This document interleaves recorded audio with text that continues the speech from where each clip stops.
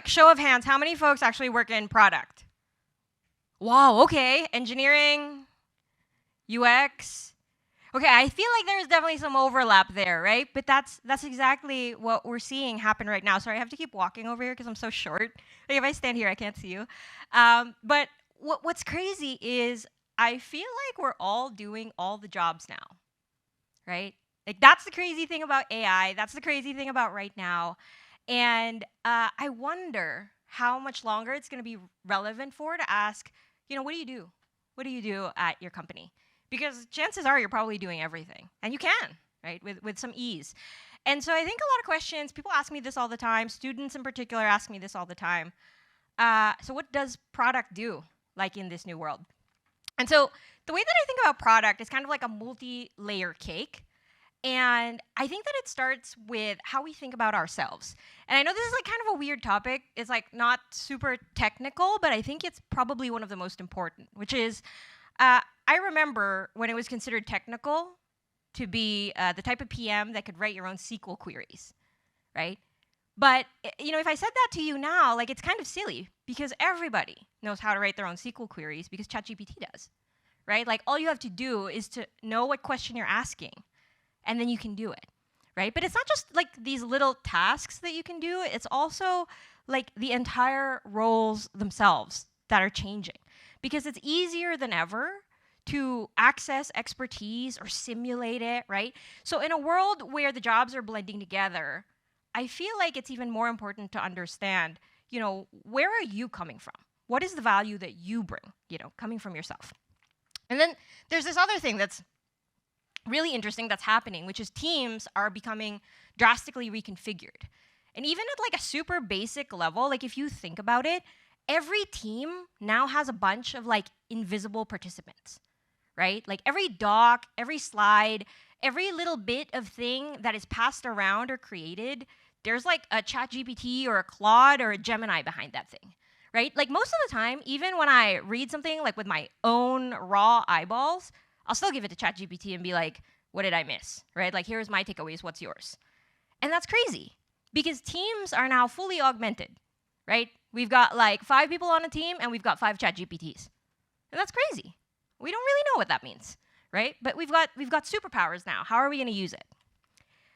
And then there's this layer, which I think is like super interesting, which is, this is where the title slide comes from, where I think products come from people, like deep within people, right? You pull an idea out of yourself and you translate it into technology, and that's what a product is. But when you look at every product that we are using, you can tell we are in the clunky, awkward years, right? You can tell everything is about to change. And literally everything we are using is the ugliest that it will ever be. Because everything we use was created in like the pre-AI era, where we had to imagine, well, how do I make this thing work? Like if I press this button, like it makes a J on my screen. Like now it feels like kind of strange. Like when you think about the richness of like the interactions that are possible, it now feels kind of strange to use like an everyday thing like a microwave. Or maybe it's just me. Maybe I'm the only one who wants like an AI microwave, right? Or whatever that thing does. But I think what I'm trying to say is like, we're starting to assemble the shapes of what we think AI is really capable of and what it can deliver. And I think that the best products out there haven't been discovered yet. How do we discover it? Well, I think the answer lies in the final layer and sort of typically, right, what a product manager would say. I think it's in the user layer. And what I mean by this is, I don't know if you all have noticed it, but there is this kind of like consumer unrest, right? Where as we use products like ChatGPT, Cursor, Claude, right, you start to see, wow, it's super easy to use this shit. It's just like, I have to say what I want, and something magical comes back. And now I have to go use the rest of this dumb thing, like dumb products out there that don't do that. And so you have a little bit of this chasm now where you have these super powerful, really intuitive, really smart products, and then you have the rest of the world, which is just like janky. And I think that what we're going to see is that there's going to be a phase where everything gets rebuilt, right? So how should we think about rebuilding? Well, first of all, I think we should not undersell the fact that there is a lot of chaos. Like, all the time, I think I try to emphasize this to people, even though things are like really cool and pretty magical, it's also pretty fucking hard because each of these layers is being effectively rewritten, and that is not without cost, right? Like, even the first question I asked, which was like, hey, what do you do for a living? Like, it's kind of weird. Like, it's really uncomfortable to be like, I don't know. Like, are they still going to be hiring product managers next year? Not sure. Engineers? Don't know. Designers? Maybe, right? But for the most part, right, that unrest lives inside of us at each of these layers. And that's crazy. And so I started out this spiel asking, what is the role of product? And ultimately, I think that complementary to chaos is always opportunity, right? And our job as product people, I don't say product managers, I say just like whoever you are, right? Like, if you embody sort of like the force behind a product, this applies to you. Your job is to find the nugget of opportunity out there and explode it like a popcorn kernel, right? Like, that is your singular job. And I think it's actually kind of exciting if you work at an organization where every person embraces this mission. Okay, so my talk is largely about this opportunity and how I think you should go about exploding it. I think there are a lot of talks that you could attend that tell you sort of practically how to, technically build products. But like, I really want to talk through sort of the principles that I use to drive product building, right? So let's jump in. What does it take to build a great AI product? So I think first I want to acknowledge that for folks who have shipped things, especially if you're part of a team or a company, I think that building a product is a forceful experience. Like, I tried to think about the right word to use here. I actually first was like, I think it's a violent experience. And my team was like, I don't know if you can say that, right? Like, I'm pretty sure people don't know if like a tech job is violent. And I was like, okay. It's forceful, right? And what I mean when I say that is I think that you almost have to force a product into existence. And I don't mean sort of like the hobby stuff, right? Like, I mean to truly build something that can meaningfully exist as a product that has a place in people's lives. Like, that takes a lot of force. And I think that to do that particularly well, you need a lot of personal clarity, right? And it's like this thing that is inside of like an individual person, right? Sometimes we talk about clarity, we talk about like, oh, the team has to be clear on this, the org has to be clear on this. No, right? Like, I don't think that's where it starts. I actually think it has to start with sort of a singular individual that like carries this clarity with them, right? Because once you know the what of what you're building and the why of it, that's real energy. And I think when people talk about technology, we're always talking about technology, tech, the stack, et cetera, right? Hiring. I think everything we are talking about is just a transformed energy that comes from people. And so ultimately, this personal clarity is what's going to give you the energy to push your team, to push your stakeholders, and to push your users. Because it's like, it's really hard. And your primary role is just to cultivate that relentlessly. And I think it's three things, right? It's the clarity of your vision, the clarity of your purpose, and the clarity of taste, which I'll talk more about in just a little bit. I'll tell you a short story, which is, has anybody ever seen this or used this thing? No? Yes? Okay. Well, this was the first version of NotebookLM. It was called Tailwind. We announced it at Google I/O in 2023. And I will never forget the road to get to this thing, right? Like, I think the amount of people that told me it was stupid was actually like fascinatingly high. And it was really great that I was like, wow, I think it might actually be stupid. But it's like that force, right? That personal clarity that gave me the energy to keep driving forward with it. And in reality, the reason why I had so much personal clarity, I don't think a lot of people know this, but I had dropped out of college and I went back to school full-time when I was working at Google. And so I was full-time in college, I was full-time building NotebookLM, and I was like, I don't know how else to explain this to you.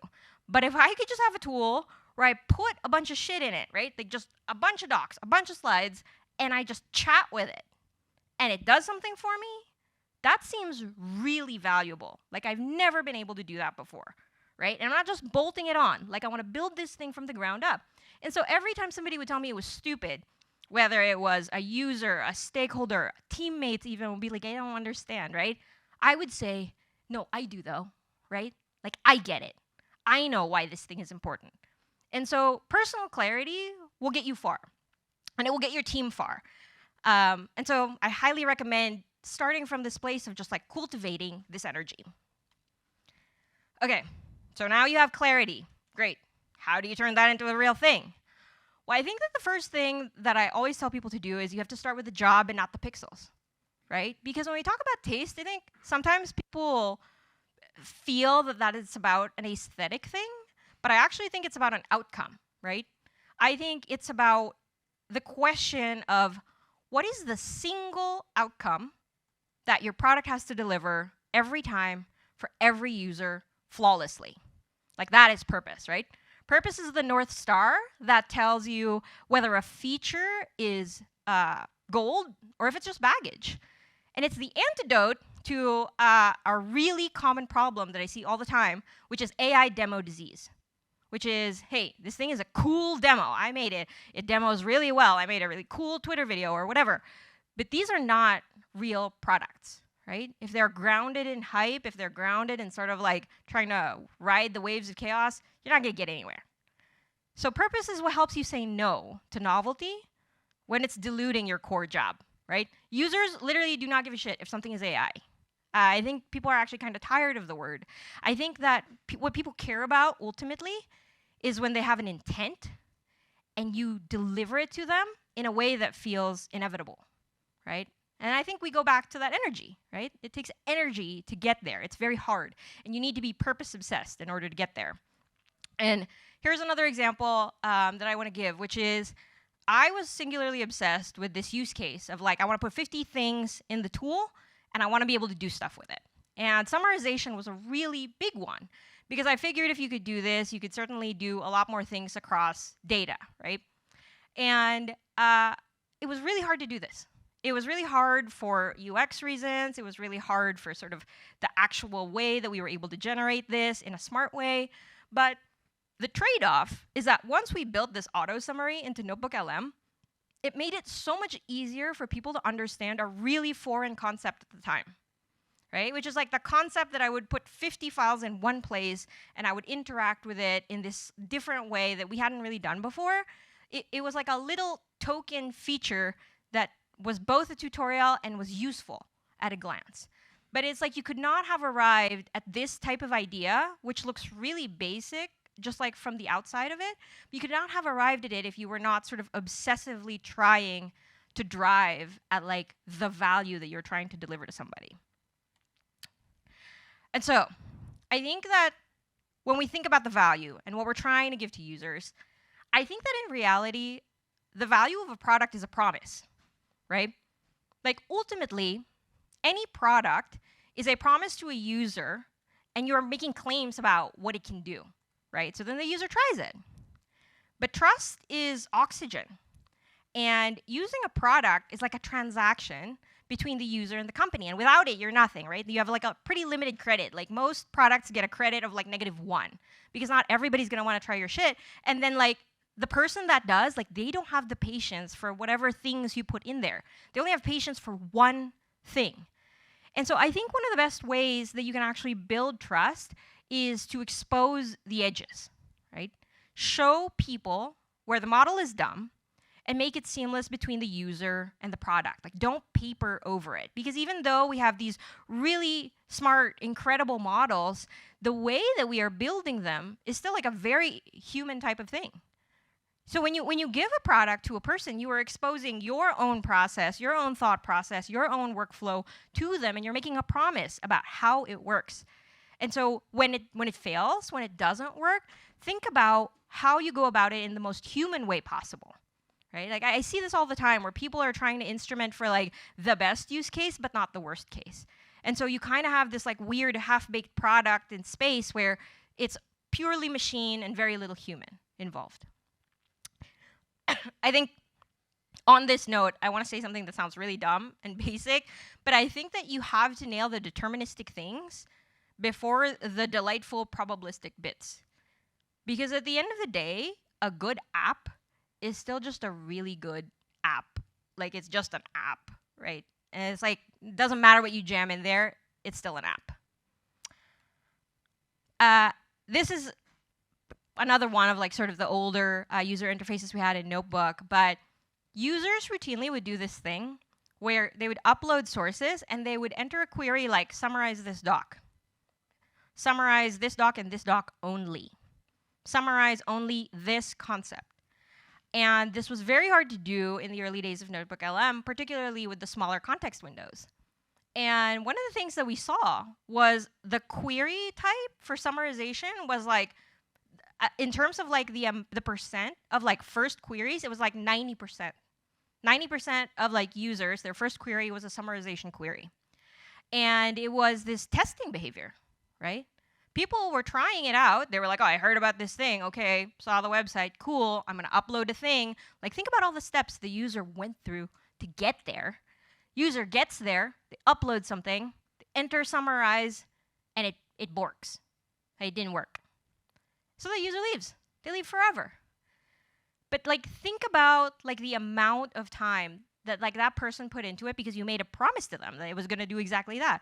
And so I think that one of the things I want to say about trust is it's not cheap, right? If you get a user to try your product, make it as good as fucking possible the first time because they're not going to come back. In fact, it was like so detrimental, this summarization use case, that it was like all I thought about for a very long time. Okay, so let's say you manage to earn the trust of your users. You've got a bunch of them. They love it. And really, to be honest with you, in real life, right, like this flow that we're describing, it's actually like a matter of seconds for a person. This is like 1 minute, right, for you to deliver on this whole thing. But you get to earn the next thing after you have trust, which is the potential to delight. And I think with Notebook, this was like really cool, where I feel like the delightfulness was that it was unexpected and it was kind of funny. Where people would upload documents and then they would make a podcast and they were like, I don't know what it's going to say.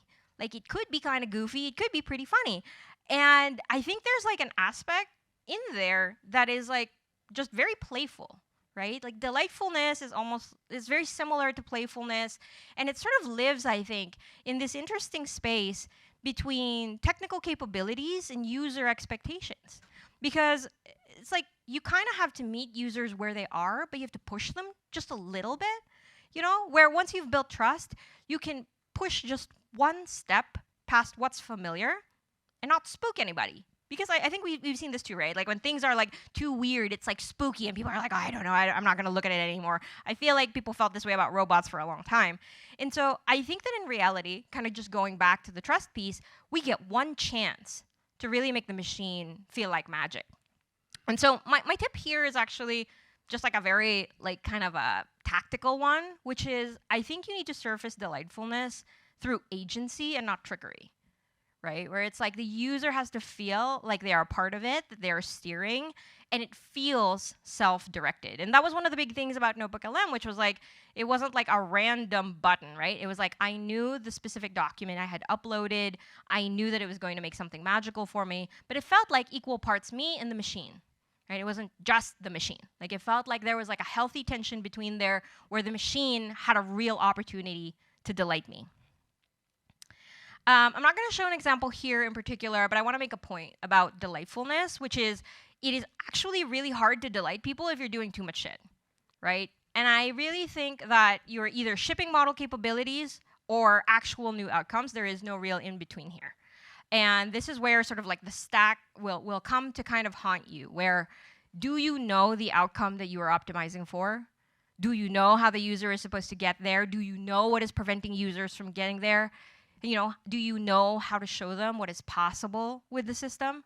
And I think these are sort of like kind of deep, gnarly questions, and it's just like something that you will only get to by using the product a lot yourself. I think that that is the way to build a delightful product, right? Is to not test your product, but to sort of live and breathe it and live the life of your users. Like, who do you think is going to use this thing? Like, if you are not that person, then you have to become that person. Because that's the only way that I think you can start to feel at the borders of what people are ready for and what the technology is capable of, right? I think that's ultimately like the little trick to getting within that space and building something interesting. Okay, finally, I think that delight shows us what the product can do and what's magical about it. But I think what a lot of people are not actually as judicious about is what it should do. And this is kind of like a weird piece of advice, especially because like I've made this mistake many times. Like I only say this from sort of the tried and tested experience of being a kitchen sink person, right?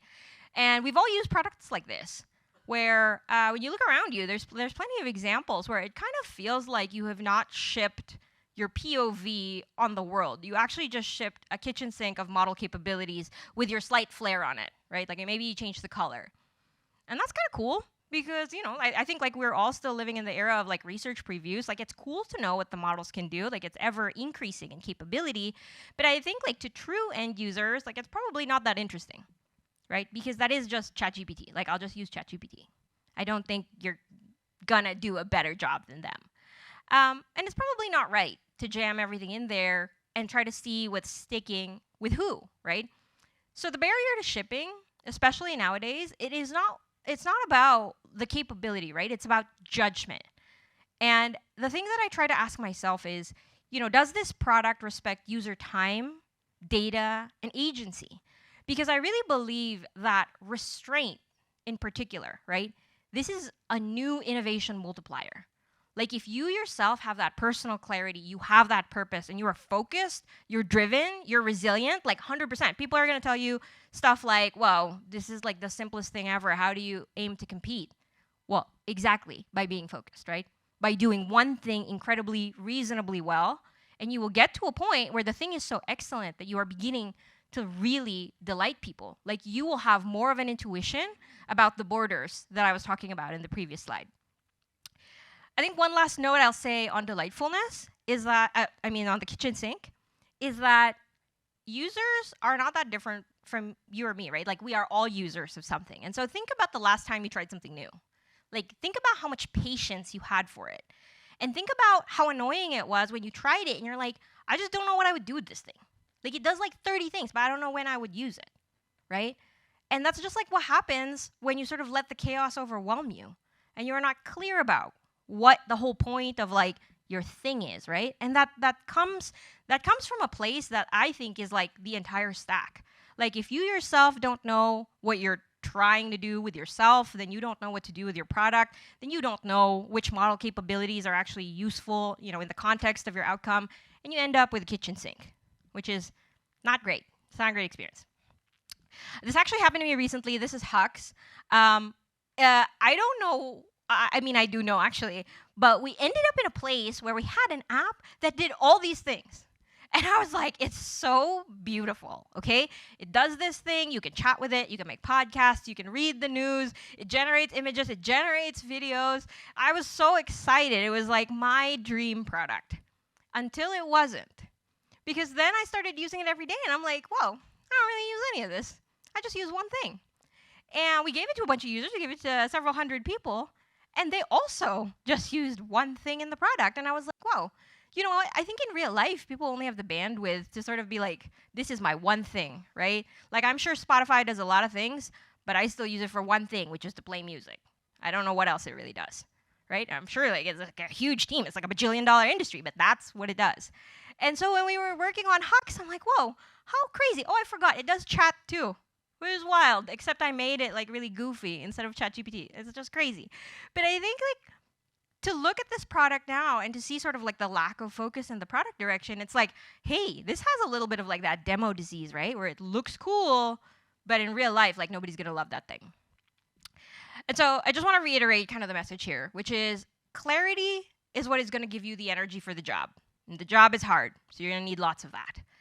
Purpose is what keeps us focused on it and makes sure that we know what outcome we are marching towards. And it is the trust in that purpose that's going to earn us the belief, right, of our users.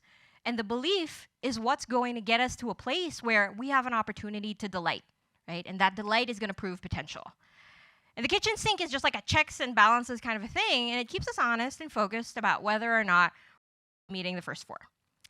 And that's how I believe that we build something that isn't ugly. Thank you.